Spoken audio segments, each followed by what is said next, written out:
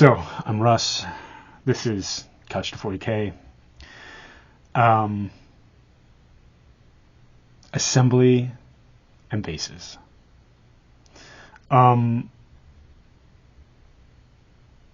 So I put together all of the mobs, the sort of the smaller guys. There's 14, I think. Future Russ here. There were in fact 18 mobs. 4 of them were lost in the forest of minis. I found them after I had put the first 14 on painting blocks and primed them and done some initial airbrushing. So they waited until the bosses got painted. 7 and 7, like the same 7 models twice. I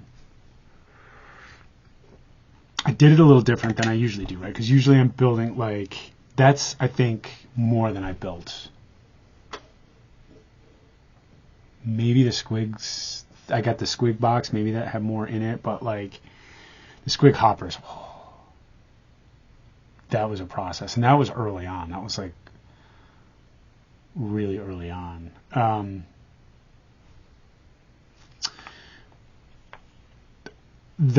So I built them all up as I was kind of working on the test models in between, while I was shooting these videos and then reshooting them because I ramble and I'm never satisfied and have doubts about this dumb thing that I'm doing and why am I even bothering. But I'm going to do it. I'm just going to do it.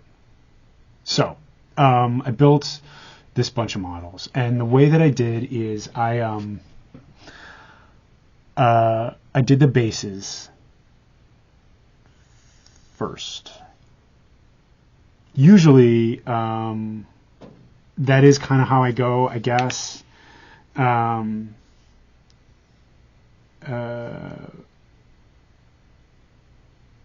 But I tend to have the models built and the bases built. Like, I build the bases up with... No, I guess I don't know how I do it usually. I guess maybe I don't have it usually. I did it differently than I usually do this time, because usually what I do is I stick the model to the base before I put on my base texture. I've used texture paste in the past, but more often than not, I use sand and like PVA glue and sand and baking soda and like rocks and stuff, right? A lot of times what I'll do is I'll use like bark and stuff like that. Like a lot of folks do it. It's not, I'm not, but like I'll give the miniature some elevation by putting some, I've got some cool bark that I use, or sometimes some cork, not so much, put a big old skull on there, whatever. And then the mini stands like way higher than he normally would.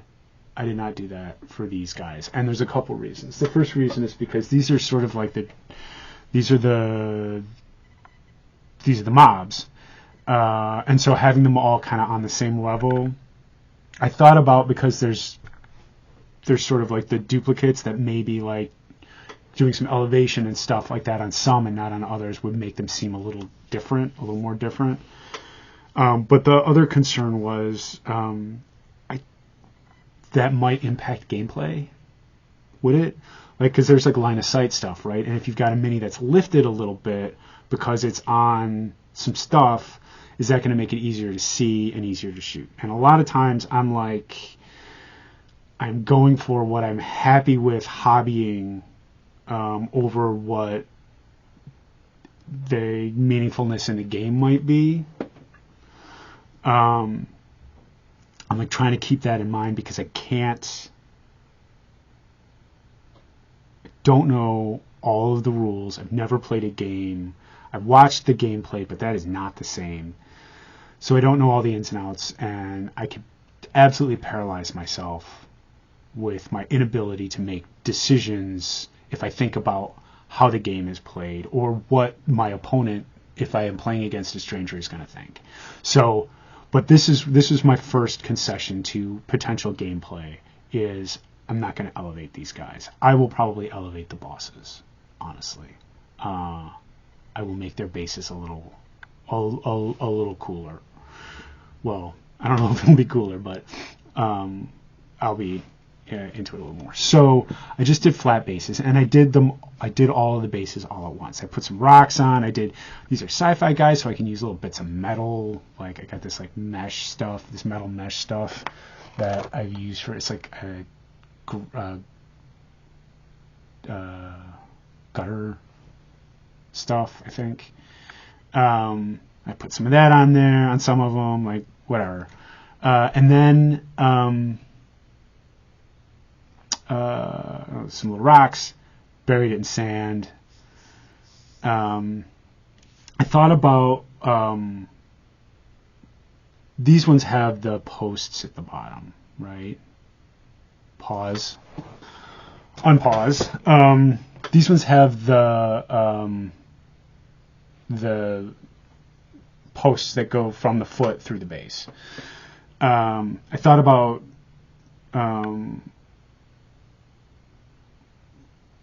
putting toothpicks, cocktail skewers into the post holes before I did the sand. Pain in the butt. And not necessary because I did 4 I did 4 test models. I did 4 to check, and it was like I could just punch it out, right? That's no big deal. So, but after I built the minis and I put them on these bases, a lot of times the sand, or there'd be like a thing, a rock or whatever, that was in the way, and so they wouldn't actually sit on the base. And I hadn't had this problem before because usually I would glue the dudes to the bases before I put the sand and crap on, right? Like I would find I want to build up a little bit, so I put the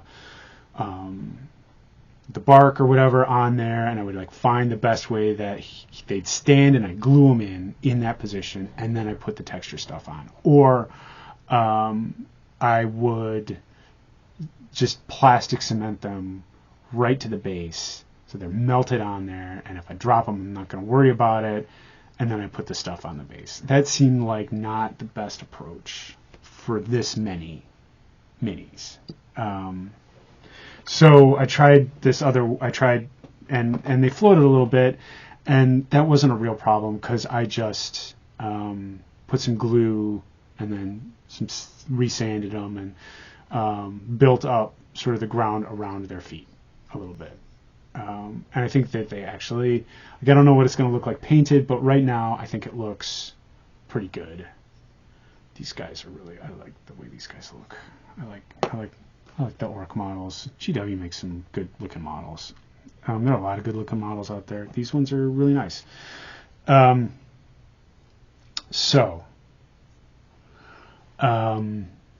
I built these all, and more stuff that I keep thinking that I should do. And this is one of the reasons why I'm doing this video, right? Is because it's encouraging me to do some of the stuff that I think I should do that, and then I kind of don't because I don't feel like it. And it's for me. If I don't feel like if you don't feel like doing a step, don't do the step. The hobby police are not going to come get you because you didn't gap fill. I know because I never gap fill, and they have not come to my door yet. Although now that I have said that on the internet, I'm probably going to get policed. But one of the things that I've always thought I should really get out my hobby eyes and look over the models before I prime them to see if I missed any flashing, if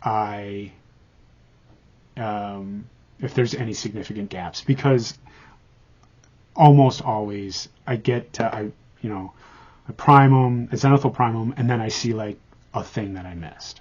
that is a gap that I probably would have filled if I had been paying attention. And then I have to like, do I fill it now, and then reprime and everything, or do I just sally forth? And sometimes I am in the process of painting, and I've got 3/4 of the way through or whatever, and then I find like, oh, there is a spot where like there's a bit of where the mini attached to the sprue that I just totally missed. So this time I went over them all as I was building them. I had my Holly eyes on, and I think I did a pretty good job of shaving down all the mold lines, which is something that I try to do, but that's until the zenithal comes, it's hard. It can be hard to tell. And I did gap fill. I used green stuff. Usually I use milliput. I got a tube of milliput a long time ago, and it's really sticky. The green stuff was not as sticky. It's still sticky, but it's not as sticky. I think I liked it better. I didn't get Green Stuff World. I didn't get Army Painter. I got some off-brand off Amazon, which was like cheap, and there's more of it than I will need for a long time. But I got green stuff. I have ideas about maybe doing some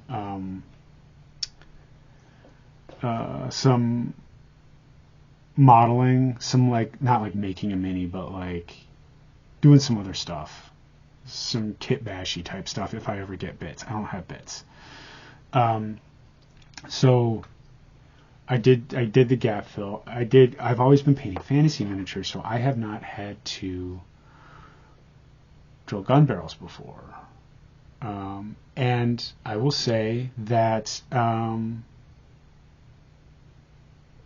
there is in the YouTube hobby community, which means it's probably broader than that, a lot of obsession about drilling out the gun barrels, and I thought that was a little silly, but I figured whatever, I'll do it. It makes a big difference. It looks really cool. It even looks cool on the ones where I kind of flubbed it a little. This one's not perfectly round, and I'm scared to go back in with the drill and try to fix it because I'm afraid I'm gonna come through the side. But there's like a couple of these guys who have like the barrel has a hole that goes perpendicular, so it has like a hole on either side, and then when you drill the gestures don't look okay. When you drill the barrel, when it pops through, and then you can like see daylight when you look down the barrel, that was kind of neat. Nobody's ever going to see that except for me, but like whatever. That's for me. Remember that all this is really for you. It's not for other people, which is why I'm recording a video about it for other people to watch. So I drilled out gun barrels. I also did some battle damage on some of these guys. I got a mini drill. I guess maybe I'll put Amazon affiliate links if I can figure out how to do that. I got this mini engraver from Amazon. Somebody suggested it, so I bought it from their affiliate link. And really, what I should do is probably just link you to their affiliate link. But I need some financial assistance if I can manage it, because Warhammer.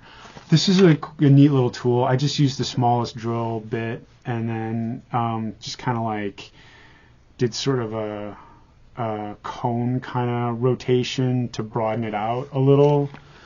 I probably should have like tried to do a starting guide hole, but I did not. I don't feel like it really mattered too much, except for in a couple. Mostly it came out all right. So I got these 2, 4, 6, 8, 10, 14 guys. They're based. They're green stuff filled, gap filled. They're ready to go. So let's do this.